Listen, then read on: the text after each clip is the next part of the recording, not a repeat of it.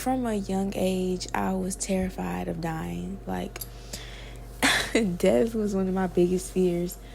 And my own mortality used to keep me up at night. Thankfully, I didn't have to experience any close deaths in my life until I was an older child, like 12, 13. So I wasn't actually traumatized by anyone's death in my life, but death itself, like once I grasped the concept, I was like, ugh, I don't like this. And more recently, I have found a lot of beauty in death. And I've lost a lot of my fear of dying. I don't think I have any fear of death anymore. I think I have fear of fear, like of the unknown, so like how I'm gonna die and like, that stuff like that. But I don't fear death, and I actually think it's a beautiful thing, and I think it's so freeing and rewarding. And I think that I know I would hate life if there was no death, if there was no end to this. Oh my God, if there was no end to this, I would lose my mind. And I just watched this really good movie last night about what I'm talking about, ironically enough. But the movie was about, like, the world had ended, kind of, and this group of rich people and scientists had isolated themselves from the rest of the world, and they had figured out a way to become immortal. And they were immortal for, I want to say, a couple hundred years, and they hated it. Most of them did not like the immortality. And in the movie, when you first go to this oasis that they've created, it is heaven-like. There's plentiful food. Everyone looks happy. There's beautiful architecture. It just looks like an oasis. But as the movie continues, you start to see that they're just people, and they have problems like anybody else. And because you can't die in the movie, they get sentenced age. So if they commit a crime against someone else or against the community, they would add 10 months to their to them, or 5 years to them, or 10 years to them. And there was a group of people exiled from the community who were like called the outlaws or something, and they were all really, really old, like 70, 80 plus. Most of the community was like in their early 20s, 30s. But it just really doubled down on what I was already thinking about, which is I would hate to live forever like this in this lifetime. This is hell, we live in hell, figuratively and literally. Let me turn this air off. But we literally live in hell. This is a hell atmosphere. This world is not heavenly. There is good things on this earth. I am a good thing on this earth, but this earth realm is not heavenly at all. And if you believe that the earth isn't hell, ask yourself, would children be getting molested in heaven? Ask yourself, would people be starving in heaven? Ask yourself, would people be homeless in heaven? Ask yourself if people would be miserable in heaven. I would have to argue with you, or not argue, because I don't argue. These are my beliefs. I don't argue my beliefs. I simply share them when I feel like sharing them. But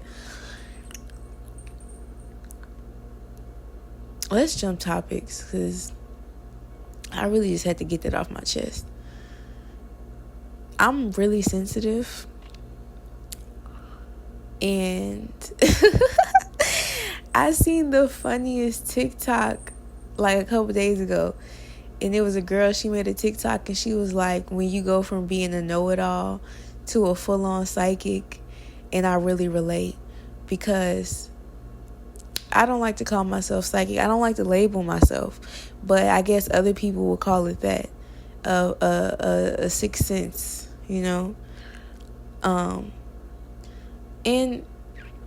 I don't really know if it's psychic per se. That's why I don't want to call it that, because I feel like everyone has the ability to access the knowledge that I have access to, but you have to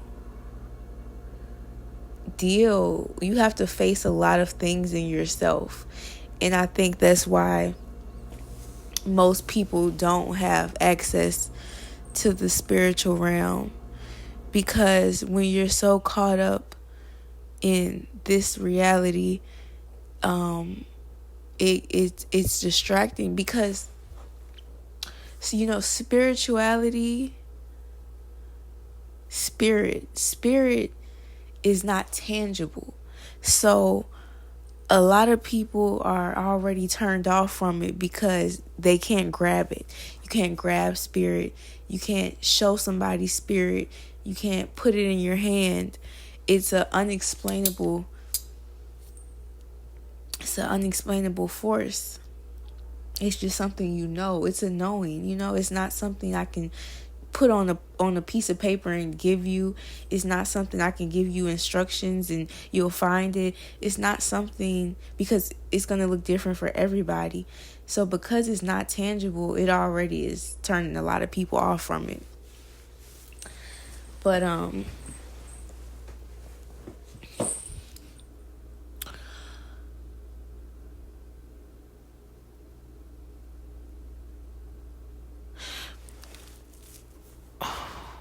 okay, I was saying, I'm sensitive. I'm a very sensitive person.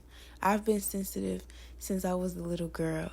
And I used to really hate when people would call me sensitive. It bothered me a lot when people called me sensitive, because people always said it in a negative connotation. It was almost like, oh, you're too sensitive. It was never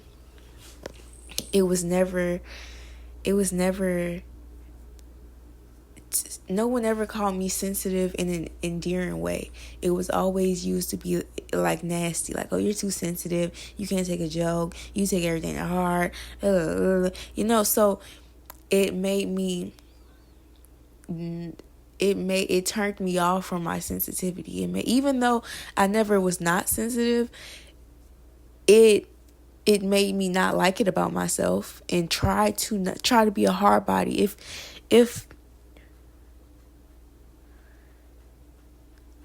If we were friends in high school, good friends, you would know what I'm talking about. I was real, like, I don't know, I was almost kind of like non-emotional, kind of. But it wasn't true, because internally I was still this sensitive, extremely loving little girl, but externally I turned into this hard body, non-emotional teenager. And you know, recently I had a conversation with my mom, and she called me sensitive, and in that same, to what I would consider derogatory term, is definitely not getting said in an endearing way. It's definitely not getting said in a positive way. So I would consider it in a negative way. But she said it, and for the first time, I didn't get offended, because I understand that my sensitivity is my strength. It's really my strength. I pull all of my strength from being sensitive. And because of how sensitive I am is why I would be classified as a psychic or whatever the fuck, you know, because of my sensitivity, because of my innate ability to pick up on the slightest emotional change. And you know, I used to give all the glory to trauma, And I was traumatized. We are all traumatized. Being traumatized is a part of this human experience. Again, I don't believe this is, I believe we live in hell. So it's no way you gonna live in hell and not get traumatized. Like, everyone has a story, everyone gets traumatized. Even people, even individuals who had a great upbringing or had the best life or whatever, they still have a sob story somewhere in there. But I used to give all the glory to my sensitivity, and my hypervigilance and my anxiety to my trauma. And it took a lot of forgiveness of other people and the way other people traumatized me to realize that it doesn't belong to the trauma. My sensitivity, my acute awareness, my ability to pick up on social cues and energy shifts, none of that belongs to my trauma. My trauma is my trauma, and that's all my trauma is. All of those things are a part of my sensitivity that I was born with. Something else that I've realized is not a bad thing is my anxiety. My anxiety, I was so anxious. As a kid, I hated talking to people. Like, I would talk to my family, but if I had to, like, go to McDonald's, like, I have this very, very vivid memory in my head of going to McDonald's with my father and him telling me I have to order my own food, like, order your Happy Meal. And I started crying. It's funny now, but 10-year-old me was so stressed out. Like, 10-year-old me was so, and I was trying to speak, but I could not get the words out. And I had this problem for a long, long time. And even once the social anxiety dwindled down a little bit, I still, like, I could speak to people and, make friends and stuff. I still struggle with it. It was really, I had crippling anxiety. And again, I equated it to my trauma. I just equated it to woo-doo-doo. But truthfully, I had so much anxiety because I was feeling so many energies and I could not handle it. And I didn't have anyone to teach me how to handle it. I didn't have anyone to show me how to calm down and breathe and see, and understand. I didn't have anyone to show me that. So it would often, all of this energy that I was feeling would get bottled up into anxiety, and I would be so overwhelmed. It was like I had this weight on my shoulders at all times. And it was hard. It was debilitating. Like I said, I had crippling anxiety. And now I understand that anxiety is not a bad thing. I thought anxiety was a bad thing, and my goal was to try to eliminate anxiety from my life. That is not realistic, because anxiety is a part of the human emotional chart. That's what we do. We get happy, we get sad, we feel anxious, we get mad. Like, that's just a human emotion. It's never going anywhere. But now I'm able to recognize that when I do feel anxious, it's for a reason. And instead of, villainizing our emotions, and because they're uncomfortable and we don't want to feel them, nobody wants to feel anxious. Nobody wants to feel depressed. Nobody wants to feel sad, But instead of allowing ourselves to feel it and letting that emotion lead us to the answer of why we feel that way or what's going on, we quickly try to repress it. And now that I allow myself to feel anxious, I understand that if I feel anxious, I'm probably in a setting I don't need to be in. I'm probably in a an area I need to get out of. I'm probably talking to somebody who doesn't have my best interest at heart right now. And anxiety is not a bad thing. It's just a thing. I said that in my other video. I'm not good or bad. I'm just a thing. Anxiety is not good or bad. It's just a thing, But like the sensitivity, the anxiety is a part of why I understand the things I understand. I was also watching the Andre 3000 interview before I started recording this. It's an interview I've watched at least like 20 times. It's a interview with him and Rick Rubin. And I watched it when it first came out, and sometimes I would just put it on and keep it in the back, because when I find something I like, I keep listening to it, because that's how I really like, in such a fast-paced world too. Back in the day, I'm only 24. But when I was a young child, we had VCRs and CDs. We didn't have Netflix, and YouTube was still fairly new. I couldn't get on YouTube at 8 years old. I was 8 years old. I was watching DVDs. So we didn't jump from movie to app to songs. No, when we found something we liked, we often watched it multiple times. We listened to it multiple. If you bought a vinyl record, you would play that record multiple times. You wouldn't play it once and say fuck it. If you bought a CD, a movie, you wouldn't watch the movie once and be like, oh, okay. You would continue to watch it, because a lot of times, you don't even pick up on half the shit the first 4 times. So this interview I've already listened to like 20, 30 times before today, and it popped up on my YouTube again. I was like, it's time. It's time to listen to it again.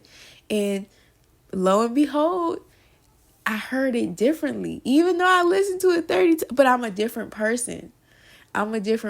So some of the things that he was saying, I understood on the subconscious level, but on the conscious level, I didn't understand it. And some of the things that he was saying now, I understand it a little better. And he was talking about how he's extremely sensitive and he likes to be alone. I like to be alone. I'm extremely sensitive. I like to be alone. And he was talking about how, I can't really paraphrase it because it's so much, but he was talking about how, like, it's really hard to be so sensitive and to be in a business like the music industry and to be, in front of people. And Rick Rubin was saying how, the very thing that he hates about himself, which is his sensitivity, is the reason he's such a good artist, because of his awareness and his attention to detail and his sensitivity to detail. And I realized, as I heard it today, that the very thing that drives me up a wall about myself is the very thing that is my gift. The fact that I can lock in and pick something apart to the to the tiniest degree. Like, the fact that I can sit in a room and read your thoughts without you talking to me. The fact that I can, pick up on subtle shifts in atmosphere is also the thing that used to cause me so much anxiety, and the thing that used to make me not want to live anymore. I talked about death in the beginning of the video. I was very suicidal as a child. I'll say like 9, 10, 11, 12. I was very suicidal. I dreamed of suicide daily. I fantasized about suicide. Yes. I wrote about it. I thought about it. I dreamt about it. I wanted to kill myself because life was so hard. Existing in this skin was so hard because I was so acutely aware of every little detail. I was so acutely aware of every shift in energy. I was so acutely aware of when someone was unhappy with me or dissatisfied or upset or angry or bothered. I was so aware to the point where it was crippling. But that very awareness is what allows me to be amazing. And I say, oh, so so yeah. So I went from fearing death 7, 8, 9 to wanting to kill myself 9, 10, 11, 12 to going back to fearing death. Like, oh my God, I'm gonna get old and I'm gonna die one day. Oh my God. Like I don't want to kill myself. It's actually no point in killing myself because the only thing promised to us the only thing promised to us on this earth is death. So it's no point in me rushing to it, because it's gonna happen. And I came here to do something for whatever purpose. So I would just be wasting my own time to kill myself. But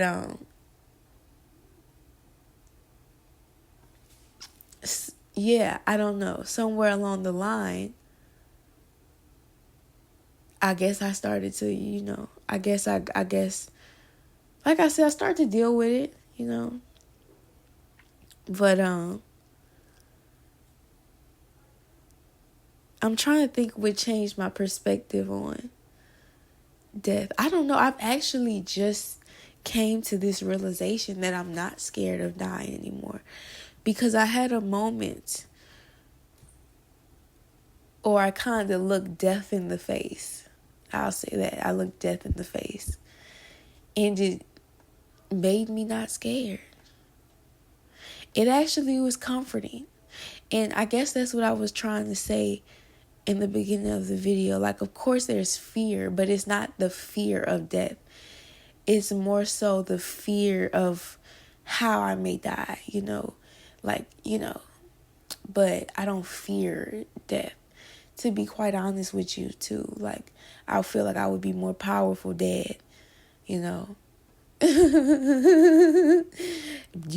would want me to stay alive because I'm gonna have way more will if I'm not bound to a body, into the laws of this world, into the fucking laws of this earth. You know what I'm saying? I don't have to worry about police. I don't got to worry about nothing. You would want me to be alive because if I die, I'm going to be on that ass. Seriously. But yeah, I looked death in the eye and it made me realize there's nothing to fear but fear itself, But back to the sensitivity.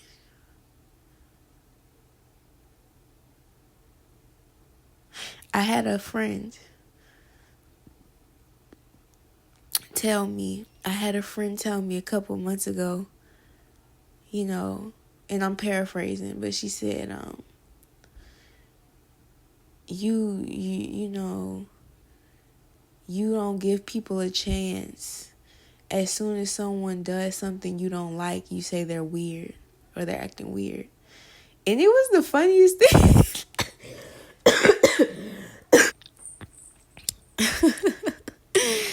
It was the funniest thing to me because it was true. It was true. She didn't lie. As soon as somebody does do something weird, I start saying they're weird and this and that. I absolutely do. But it's because I understand. It's because I know why they're doing it, I know why they're saying it.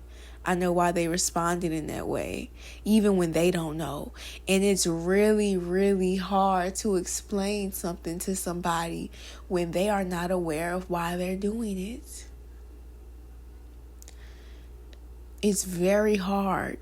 And I've learned to keep my mouth shut. In the past, I've tried to explain people's subconscious actions to them unknowingly. I didn't even know, because again, I've always been this person. I've always been this acutely aware, hypersensitive individual who could see past what people present to them, and see why they may be doing something, even when I was unaware of it, even when I thought I was just giving like genuine, friendship advice, But now that I have this new awareness,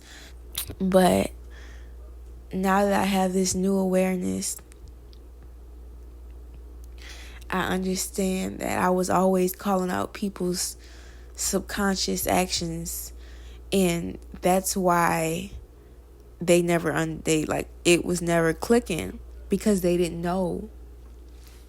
And on the soul level, everyone knows what they're doing. Everyone is playing their role. But on a conscious level, people don't always know why they do the things they do. And I'm trying to think of an example.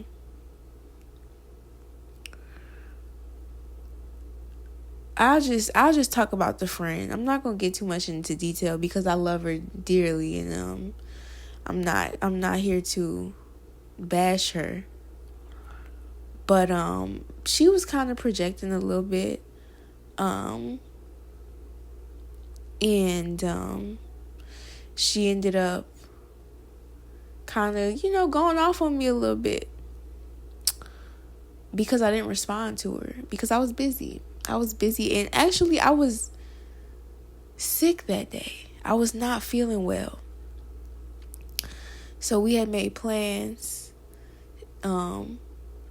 She said, do you want to reschedule? Because I have a feeling you're going to cancel. And I was like, no, I'm fine. Like, I'm not going to cancel. And the time came for us to meet up, and she ended up canceling. And when she canceled, I got a really bad migraine because I had been working since I woke up, because I wanted to make sure I had completed all my tasks so that nothing was in the way when we hung out. I wanted to get all my work done so that when we hung out, we could just hang out. I wouldn't have to worry about anything in the back of my head. I wouldn't have to leave early or be late. So I didn't even eat. So when I finally sat down and was waiting on her, she canceled. And I didn't respond immediately because like I said, I started feeling really, really like sick, and my head was hurting, and I got dizzy because I hadn't ate, and it was just a lot, and I needed to lay down. Like, it was a lot. And because I didn't respond, she ended up kind of going off on me. And not like crazy, because not the one, but she kind of was like, yeah. And she said that statement I said, someone does something to you and you start saying they acting weird and da-da-da-da. And as she was doing all that, right, I could recognize that I didn't do anything I didn't do anything wrong. And I could recognize that she was acting out of her subconscious. And I'm only using this as an example because I act out of my subconscious too. I'm no better than anybody. I'm just an honest person. And people take my honesty as me being a know-it-all or me being better than. But because I'm so honest with myself, that's why I can call out other people's behavior. Because I know myself. And I know how I would react. And I know when I do react in those ways. So when she ended up going off on me, I was like, because I knew I didn't do anything. And it's very funny because, like I said, I was in pain. I had a headache. I did everything right. I got up early. Well, I didn't get up early. I'm lying. I woke up late, so that's why I was rushing. But I handled all of my work. I had my bags packed with all the stuff I needed to bring for us. I was ready. I was waiting on her to come get me. I was ready. And she canceled, and I didn't respond because I got a headache. Not once did she ask me, Are you okay? Is anything going on with you? I see you didn't respond. Is everything all right? Is there any problem? She jumped immediately to scolding me and telling me about myself, which was very funny to me. It pissed me off. Of course, I'm a human. But after that, it was really funny because a lot of times when people do act out of their subconscious and they're unaware of it, and you feed into it, you're actually playing into the game they laid out. Because, see, I could have responded and cursed her out. I could have went off. I could have been like, who the hell are you talking to? I could have done all of these things because you attacked me. But me responding in those ways was only setting the floor for the initial argument she wanted anyway. The initial problem she had anyway. I didn't have a problem with her. So why would I, and it's hard being the bigger person. But with great power comes great responsibility.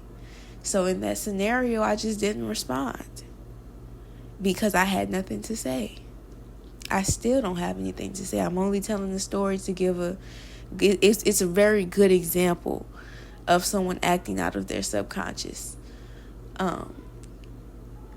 But also too, what I've noticed is how many people and how fast people will attack you. You will call someone your friend, your partner, your mother, your sister, and it takes very little for them to get out of character and talk to you in a demeaning way or say something disrespectful to you. And most of us chop it up to, oh, they were just mad, and oh, it was just jokes, no, it was just this and it was just that. But a lot of times when people are angry, their guard is down. See, people think that when they get angry and they start hooping and hollering, that their guard is up. But it's actually down. And how they really feel about you will come out. And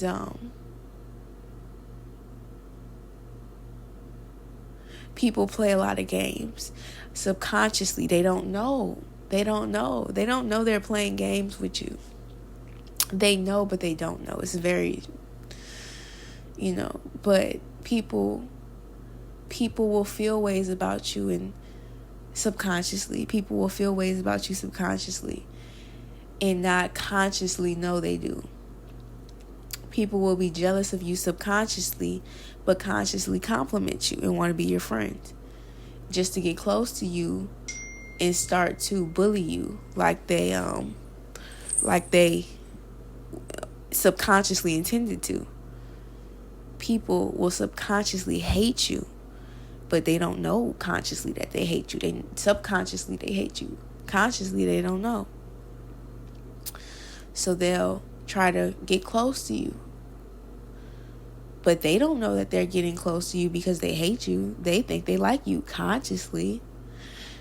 But my point to that story is that because of my sensitivity and because of my acute awareness, I am able to look into the hearts of people. And I bother a lot of people. And I don't mean to. I really don't. And I used to think I was autistic. I can go on a whole rant about neurodivergency, spirituality, Western medicine, and mental health in the Western world. But I can't go there right now. But what I will say is that every mental illness and every neurodivergency-ness, everything centered around neurodivergency has spiritual attributes to it. Depression is a demon.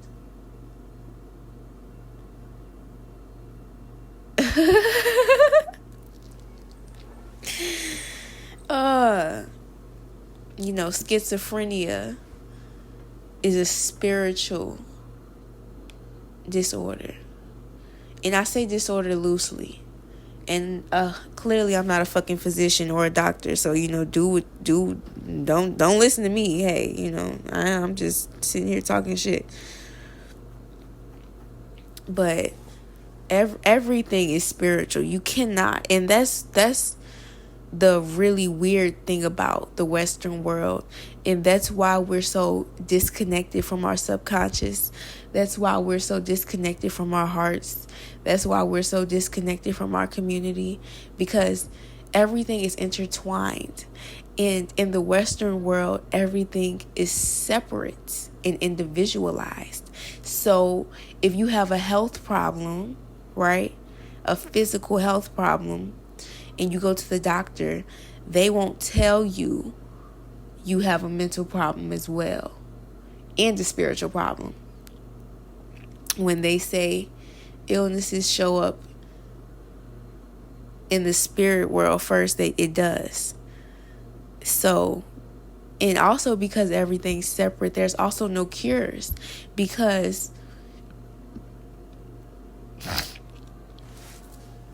to truthfully cure something, you have to look at the whole picture. So if you are having a problem with a sinus problem, your sinuses are always clogged, and you go to a nose, eye, ear doctor, right, who only specializes in nose, eyes, and ears. They're going to look at your nose and they're going to tell you things about your nose, but because they don't know anything else about the human body other than eyes, ears, nose, they can't tell you that, oh, actually your pancreas is causing your sinus infection. They're going to give you medication. But aside of that, they also can't tell you that you're having sinus problems because your mom used to beat you when you were a child. It's all connected. A lot of people who get cancer hold a lot of things in. I'm not going to go down the list, but everything's connected. There is no separation. There's only the illusion of separation. There's only the illusion that your 2 feet are separate. They're actually one. So, because in the Western world everything is separate, there's no real healing. It's only false healing. I went to therapy. Therapy's a joke. The idea of therapy, the concept of therapy, is very real and is very helpful. But in this Western society, it's a joke. It's a joke. Because no one can tell you your problems. They might can help you see it, but they can't tell you. And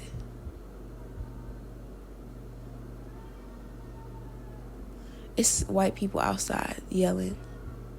And I think to myself, if I was outside at 2 a.m, black, screaming and hollering the way that they were, would it be okay? Would it be okay? Would everyone still just sit in their beds and do whatever they were doing? Or would it be a problem? And would police get called? And would complaints get filed? But that's beyond the point. No real healing can take place in the Western world because everything is separate.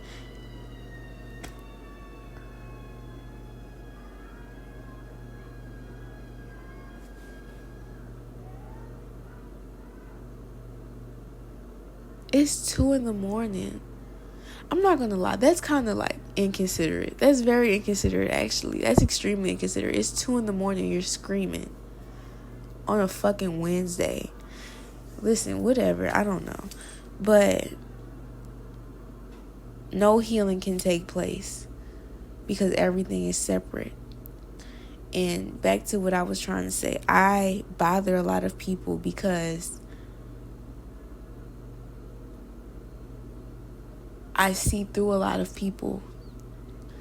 And it's not that I'm trying to. It's just that I can't help what I see. And I don't speak on a lot of things. Someone had a problem with me recently. I knew they had a problem with me. But I didn't say anything. Because a lot of times there's nothing to say when you know. I guess when you don't know, you need to ask questions and talk about it to get outside validation. But when you know, it's like it's no reason to talk about it. So this person, a separate person, had a problem with me,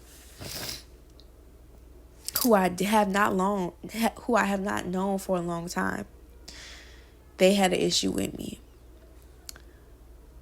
The issue is undetermined because I didn't do anything to this person.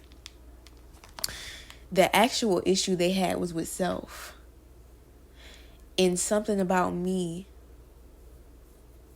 shined a light on aspects of themselves that they were uncomfortable with. But it's really hard. Subconsciously, right? Consciously, they think they have a problem with me. Subconsciously, they really have a problem with themselves. And I bother the feelings they have within themselves by being myself. But they were basically picking me apart. Oh, she did this.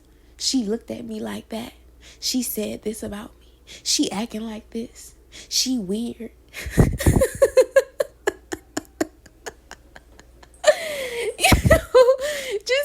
She had a lot to say about me. And it was funny because she had to nitpick me and pick me apart and find reasons to not like me, because it's easier for you to say I'm the problem than to say you're the problem. It's easier to look at me and say what my issue is. It's hard to look at yourself and say what your problem is. But because I understood that, and because I understood, I did not disrespect this person. I did not hurt this person. I did not go out of my way to be nasty to this person or malicious to this person. Because I understood that. Because I have this sensitivity. Because I have this awareness. Because I have this hyper vigilance. And I'm very intentional with what I say. People try to confuse you with your own words. I have a good memory. Very good. Very good. So people will try to take what you say, switch the context of it, and flip it to the narrative that they're telling themselves and tell it to you and say, that's what you meant by that. No, that's not what I meant by that. And that's not what I said. I actually said this word for word. So because I'm so intentional with my words, and because I'm so aware of what I'm saying, I don't have to hold anything in my heart and think, well, did I say something mean? Was that being disrespectful? Was that being harmful? No, see, I don't have to question myself. Because, bitch, when I'm coming for you, you gonna know. It ain't gonna be up for question. When I have a problem with you, everybody gonna know. If I got something to say to you, you're gonna know. If I'm being shady, nasty, mean, you're gonna know. Because I don't treat people like that until I absolutely have to. Until I'm being attacked. So when the situation with this person arose and they were saying I was this and I was that and I was doing this and I was saying that, I didn't have to question my reality because I knew good and damn well I didn't do nothing to that person. And I knew the real problem they had was within themselves. My sensitivity is my strength. And I did allow the world to try to take it from me. Take my strength. My silence is my strength. Because a lot of the gifts I have, I developed them in silence and isolation. You have to be alone. You have to be quiet. You have to be still. Because like I said earlier, spirit is not tangible. You cannot grasp spirit. You cannot put it on paper and show somebody. You cannot externalize it. I mean, you can in art, but I'm saying, like, you know, when people are moving in their subconscious mind, you can't really prove it because, girl, she just said that. She just playing. That's what people will tell you. It's a joke. They're just playing. You're being sensitive. But you know how you felt about that. And you don't have to question how you feel. Because you felt that way for a reason. We're not crazy. We're not walking around feeling emotions for no reason. If you felt offended, you should be. If you felt like they were playing with you, they were. If you felt like they were being disrespectful, they were. If you felt like that was a shady comment, it was. It's very simple. When you stop gaslighting yourself and allow yourself to believe the emotions you have. So I'm going to wrap it up. But because of my sensitivity, because of my awareness, because of my intention, and because of my heart,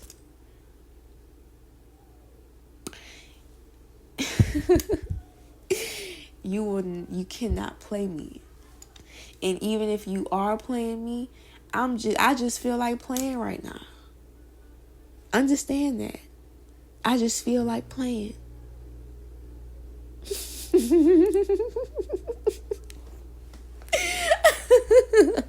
I'm just bored right now. But I know what you really want. And I know how you really feel. And like I said earlier with the Andre 3000 interview and the Rick Rubin interview, it's the very thing that Andre hates about himself is what makes him a great artist. The very thing that is a gift to me, this gift of sight, this gift of knowing, this gift of connection to divine, source, spirit, whatever, is also a curse. Because my goggles are off. The glasses are off. The veil has been lifted, and I can no longer lie to myself. So despite how much I would want to believe a person, I can't, because I know the truth. A lot of times people tell me, several people have told me, you know, I'm sitting here telling you the truth and you don't even believe me. You keep thinking I'm lying. You are lying. You are lying. But you really think you're telling the truth. Consciously, you really think you're telling the truth. But subconsciously, you're lying. And I know you're lying. And I would be a fool to believe a lie that I know is a lie. Now, if I didn't know, hey, you should gotta charge it to the game. But if I know you're lying, and a lot of times I don't tell people they're lying. I don't tell people I don't believe them. It's just the look on my face. They'll literally be like, you looking at me like you don't believe me. I don't. I don't. You're right. I don't. I fucking don't. You know?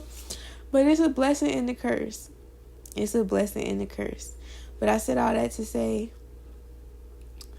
there's nothing to fear but fear itself. Death is the only thing promised to us. And death is beautiful. Death is birth. So when you die in this form, you'll be reborn in another. And your sensitivity is your strength. Don't let the world turn you cold. Don't let the world take your sensitivity from you and tell you you're too sensitive and tell you need to harden up and tell you you shouldn't take things like that. No, you should take it however the hell you want to take it. Bitch, if you want to be offended by a bitch, if you don't want to fuck with a bitch, don't fuck with the bitch no more. Like, I'm sorry. Your sensitivity is your strength, and you know what you know, and you see what you see, and you hear what you hear. Trust yourself. That's the only thing you can do. Okay? Trusting other people ain't gonna get you nowhere but fucked up. But yeah, that's it. I talked for way longer than I planned to, like usual, because I don't know when to stop running my mouth. But this was cute little Kiki, cute little. I'm sitting here looking like Madam Zarowski. Is that how you say the name, Madam Zarowski? And hoes. Yeah, but I'm telling you, I don't have no storage, so I don't know how I'm going to get this video off of here because I'm out of storage. But it was worth it, and I'm pretty sure it'll work out in the end. So bye.